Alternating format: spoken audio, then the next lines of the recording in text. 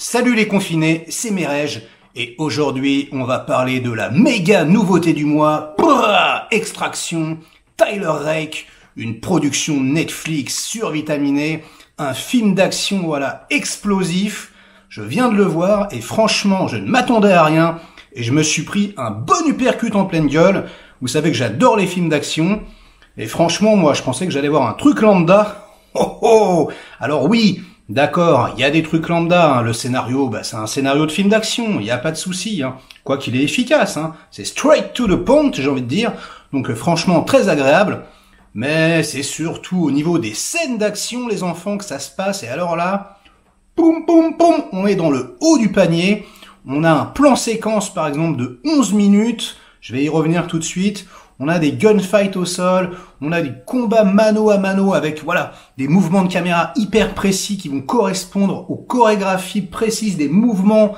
Ça se voit que les gars ont répété pendant des mois pour faire voilà ce genre de chorégraphie. Il faut avoir vraiment un talent particulier. Moi, vous me connaissez, hein, je regarde des films de Hong Kong depuis des années, j'adore les chorégraphies. Donc dès que c'est de la merde, je le vois instantanément. Et là, je peux vous dire les cocos, bing bing, tout thumbs up, vous pouvez y aller direct, ça envoie du très très lourd. Franchement, hormis voilà quelques effets spéciaux comme des explosions en synthèse ou des hélicos, voilà, ou de la fumée un peu mal faite, mais franchement, il y en a 3 dans le film parce que là où c'est encore plus charmé et là vraiment j'ai kiffé, c'est qu'il n'y a pas de fond vert les enfants. Les mecs ils sont allés tourner en Thaïlande, ils sont allés tourner en Inde, voilà, et bim, c'est du vrai, c'est du décor naturel, en plus c'est original. Pour une fois, on n'a pas de Allahu Akbar et ça se passe pas en Irak et c'est pas shooté au Maroc. Donc pour ça, bravo. Voilà, c'est tourné en Inde, c'est hyper dépaysant. En plus, voilà, hein, il y a une densité de population, donc c'est très très, on va dire, chargé. On a l'impression que le danger peut venir de n'importe où. Voilà, graphiquement, c'est original. On se croirait presque à Hong Kong. Hein, voilà, au niveau de la densité de population, puisque Hong Kong est une ville, je crois, c'est même la ville où il y a le plus voilà de population au mètre carré. Et voilà quoi, il y a même des pigeons qui s'envolent. Enfin voilà, tout le cast est extrêmement crédible. En plus, on fait jouer des enfants, il y a beaucoup d'enfants. Enfin voilà, ça sue, c'est excellent. Chris Hemsworth est excellent. Brrr, comme j'ai envie de dire les gars, franchement, c'est du lourd. Allez-y tout de suite, franchement, c'est mortel. Alors le film s'appelle Extraction en anglais, un titre bien pourri. Je préfère évidemment le titre Tyler Rake. Moi personnellement, j'aime bien voilà un film avec le titre du héros, hein, comme par exemple John Carter. Voilà, ça me fait kiffer, je trouve ça agréable. Et du coup, je trouve que c'est un meilleur titre. Voilà, c'est un petit détail, mais déjà ça me plaît. Et puis en plus, Rake, ça veut dire râteau. D'ailleurs, il tue quelqu'un au râteau, il lui embroche un râteau dans la gorge. Et on va dire que voilà, le film ratisse large, hein, comme son personnage. Et voilà, c'est un film d'extraction. Donc de quoi ça parle? Eh bien, ça parle d'un enfant. Voilà, c'est l'enfant d'un baron de la drogue. Ça se passe en Inde, donc.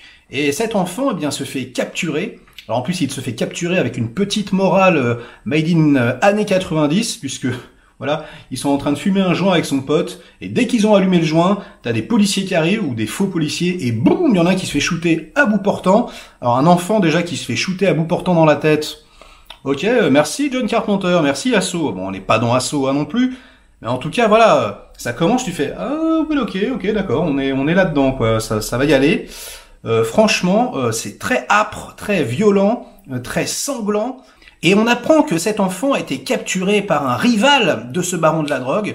Voilà, une espèce de Pablo Escobar, hein, c'est ce qu'on nous dit, le Pablo Escobar indien. Donc le mec contrôle toute la ville où il se trouve, il contrôle les flics, il contrôle les enfants, il contrôle, voilà, il y a des méchants partout, des hommes de main partout, on a l'impression que la ville lui appartient.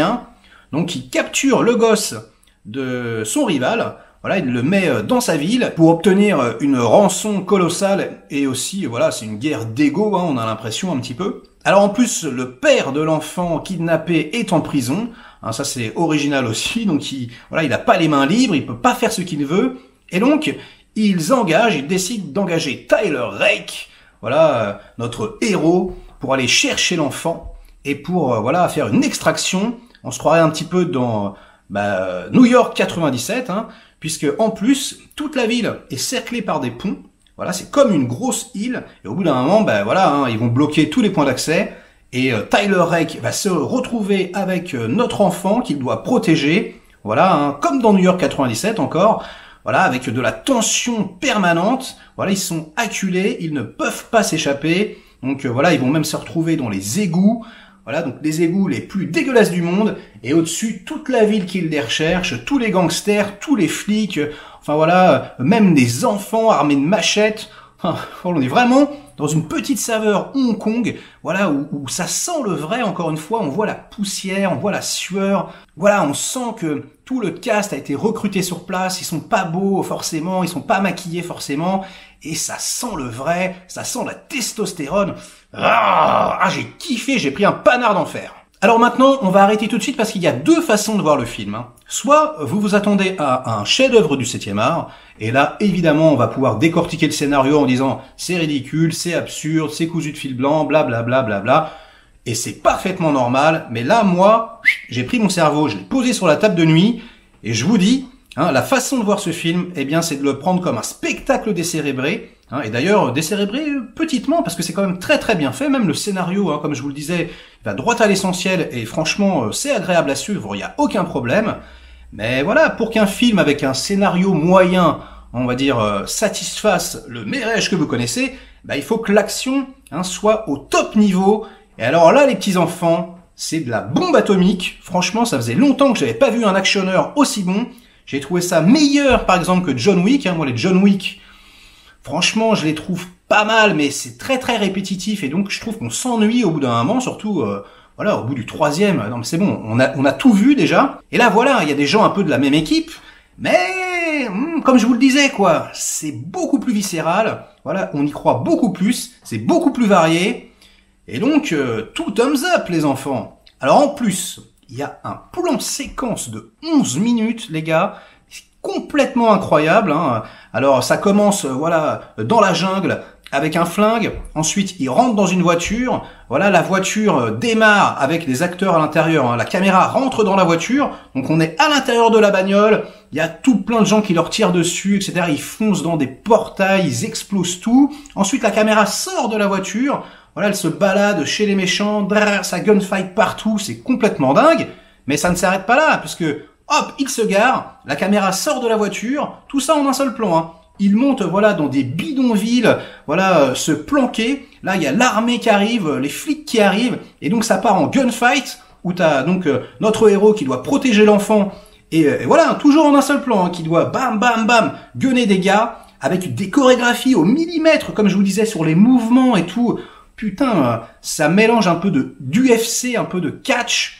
Voilà, un peu de gunfight, un peu de mouvements hyper originaux. Voilà, il y a excessivement de violence, d'impact dans la tête, etc. En plus, c'est la méthode Robert Rodriguez, c'est-à-dire que tous les méchants ont un masque ou un foulard sur la tête. Ça fait très très jeu vidéo, mais franchement, un jeu vidéo triple A, les enfants. On est dans du level, du haut level, on est dans du Call of Duty.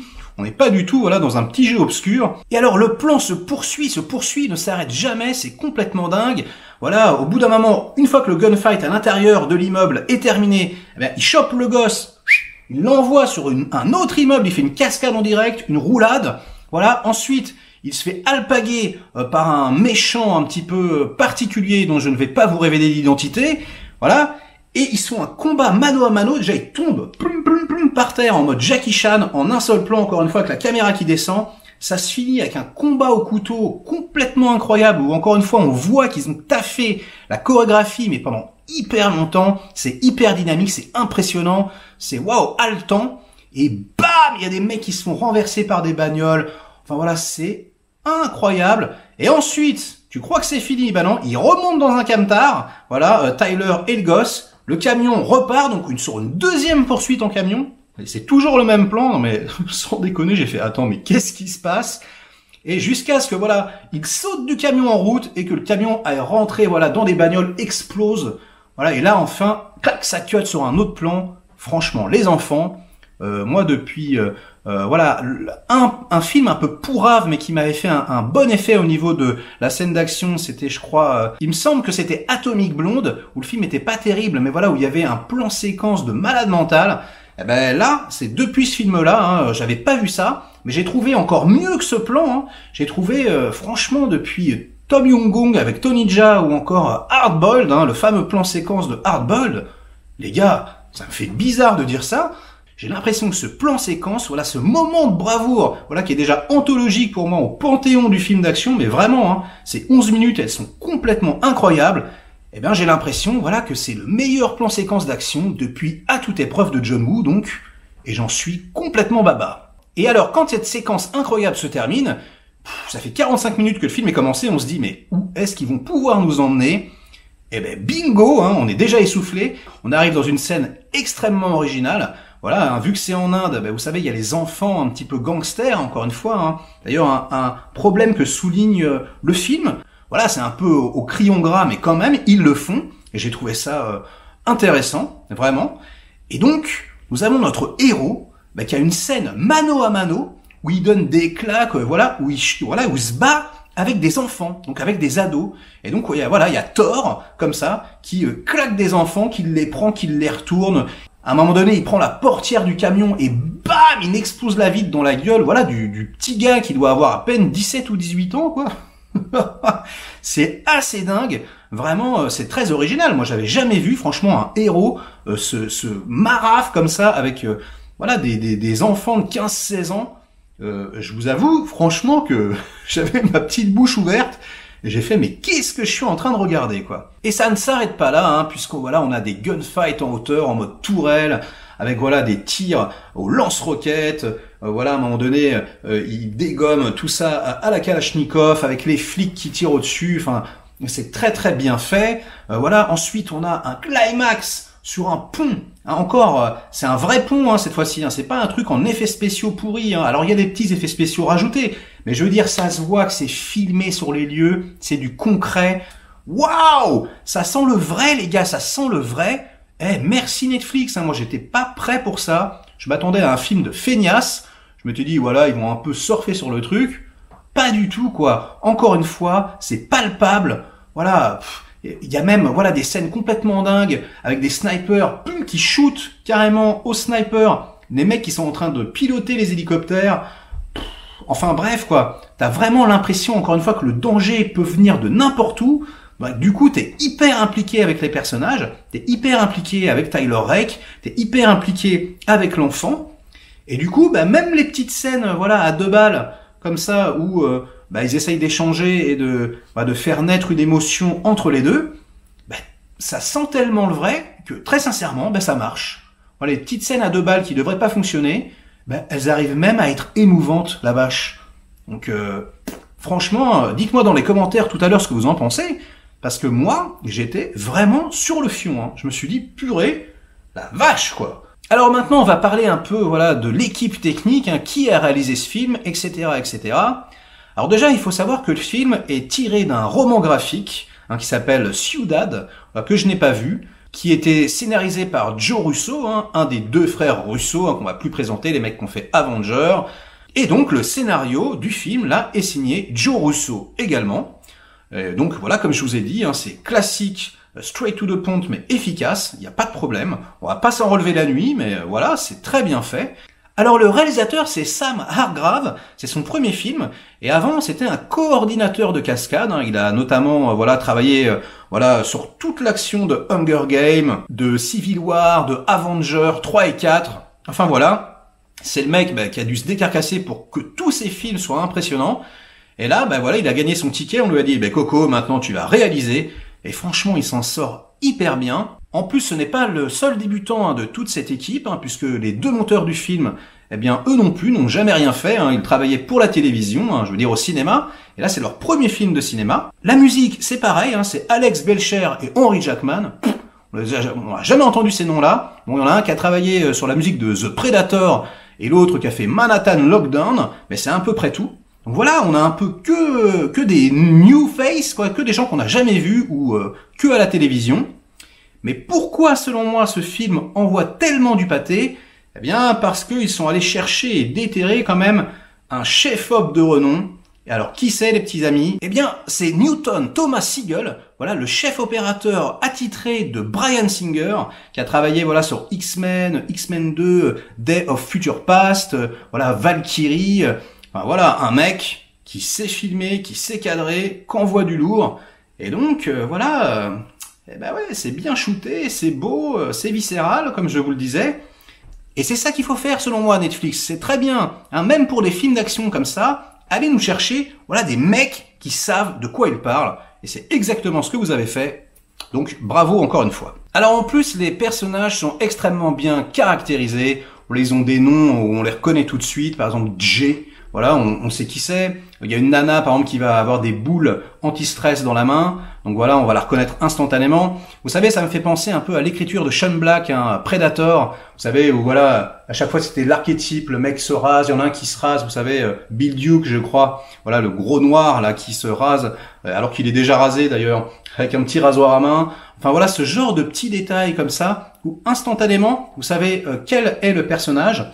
Et c'est exactement ce qui se passe dans ce film. On comprend tout, on sait qui est qui. Et puis les méchants sont particulièrement bien troussés, notamment le méchant principal, hein, celui qui capture l'enfant, qui est très cruel, hein, qui balance carrément les enfants du toit, enfin voilà, qui coupe des doigts, qui vit dans un luxe absolument incroyable. D'ailleurs, c'est très joli, hein, voilà, toute cette dorure et tout.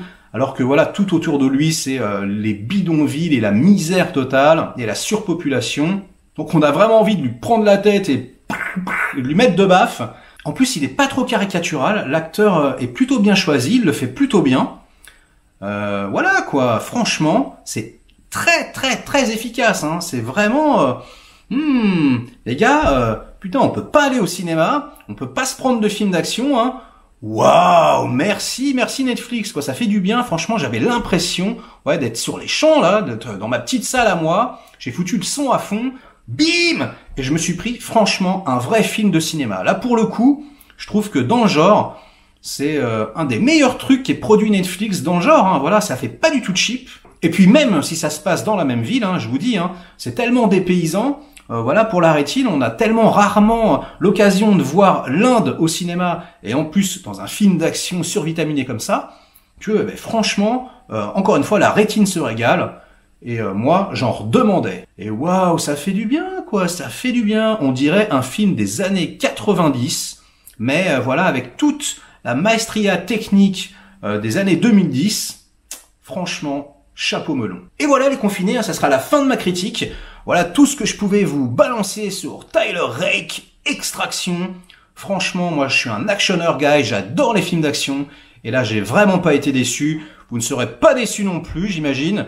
Mais bon, hein, voilà, hein, je sens déjà que certains vont le juger comme un vrai film et qu'il va se faire dégommer.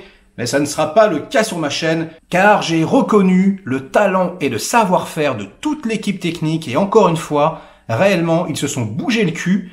Ils ont vraiment travaillé d'arrache-pied pour vous offrir quelque chose d'ultra divertissant et spectaculaire. Donc, respect. Voilà, c'est terminé. N'oubliez pas de vous abonner instantanément. Là, maintenant, abonne-toi. Appuie sur le bouton. Tout de suite. Abonne-toi, confiné. Laisse des commentaires, évidemment, pour faire marcher le petit robot YouTube. Like ou des likes. Et moi, je vous dis à très vite pour de nouvelles aventures. Voilà, avec des films d'action, avec voilà des films intello, avec même des films russes. Hein, enfin voilà, tout ce qui est du bon cinéma aura la place sur ma chaîne. Il y a aucun souci. Moi, j'aime autant Jean-Claude Van Damme que Stanley Kubrick, comme je l'ai déjà dit. Voilà, c'est juste voilà comme manger chez Fauchon et manger au McDo, ça n'a rien à voir, mais les deux peuvent être agréables. Sur ce, les confinés, je vous dis à bientôt et à très vite.